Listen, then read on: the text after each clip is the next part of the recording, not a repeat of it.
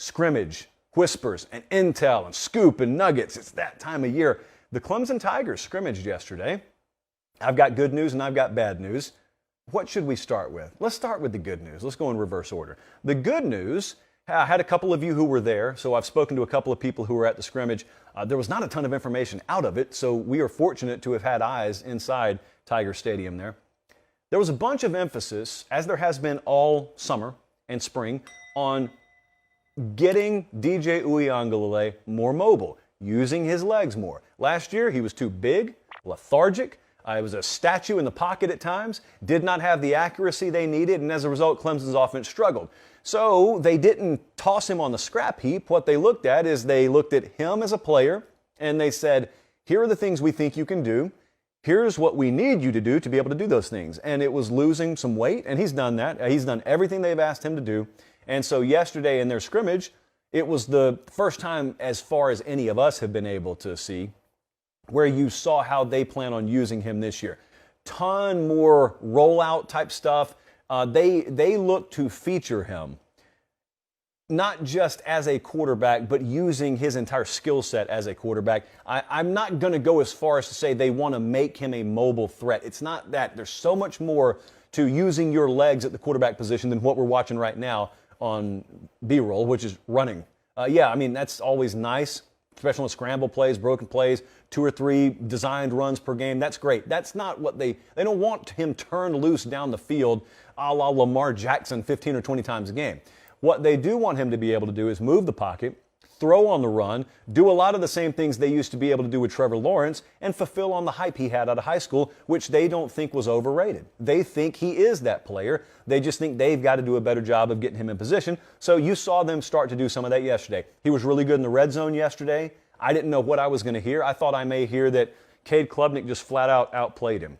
Now, Klubnik didn't have a bad day yesterday at all. I think he had a touchdown early on, but it was DJ who looked like the starting quarterback for Clemson. So that's the good news. The bad news is it sounds like we lost Xavier Thomas for some period of time yesterday.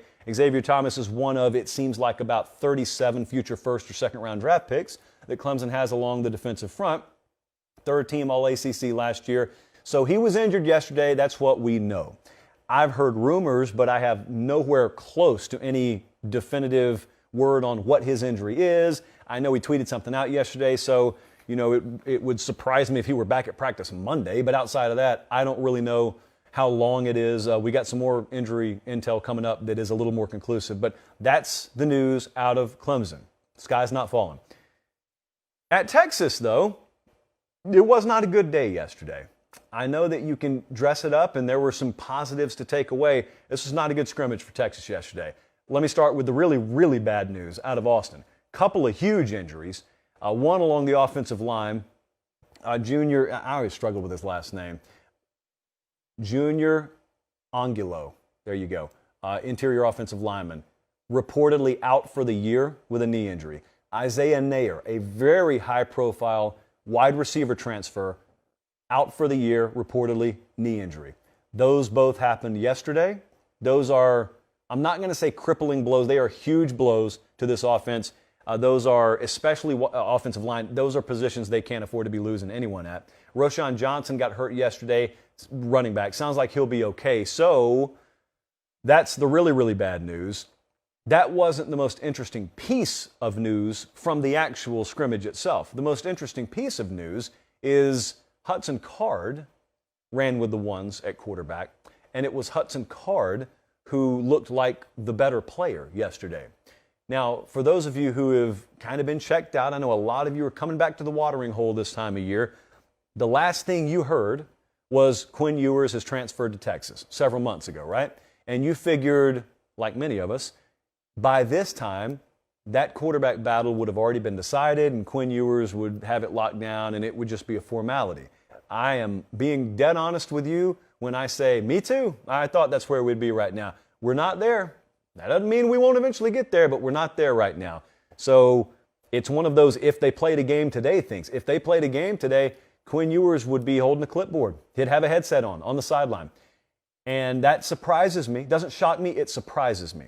So even having said that about the quarterback position, that is not the end of the story for Texas. Whoever or whomstever is at quarterback, they are going to be playing, in all likelihood, behind an offensive line that ends up featuring multiple true freshmen. Good true freshmen. Kelvin Banks is it could end up being a great player. I'm not going to call a true freshman a great player, but could end up being a great player.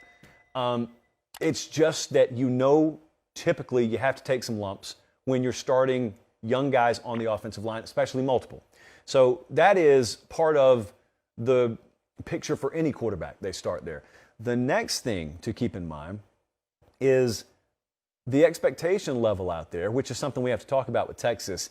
It was assumed coming out of last year that all of this was going to fall into place more. The over-under win total there's 9, and they're one of the 2 or 3 favorites to win the conference this year in terms of odds right now.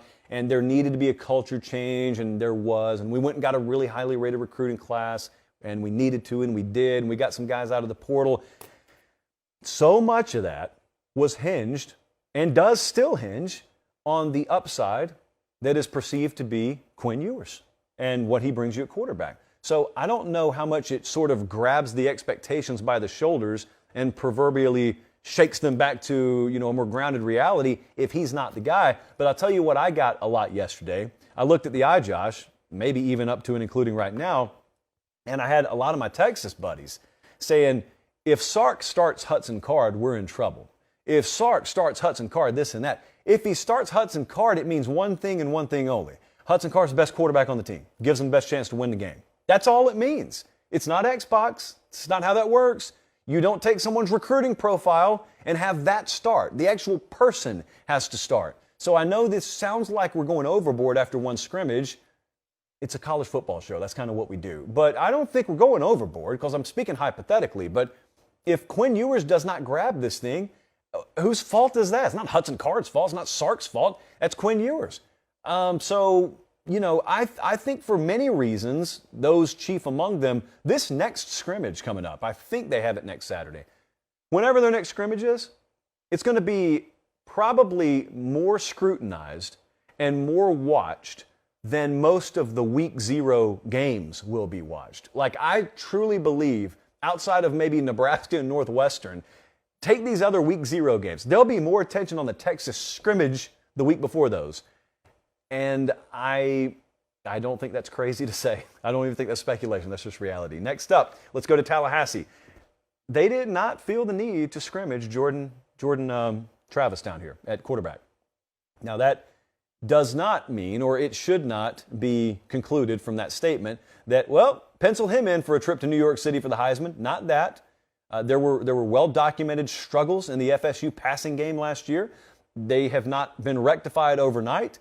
However, I think they know what they have with Jordan Travis. And Mike Norvell and his staff also know another thing about Jordan Travis, and that is we need to mix and match a lot along this offensive line, and they did that. I think they scrimmaged today or yesterday. They scrimmaged this weekend. They did that.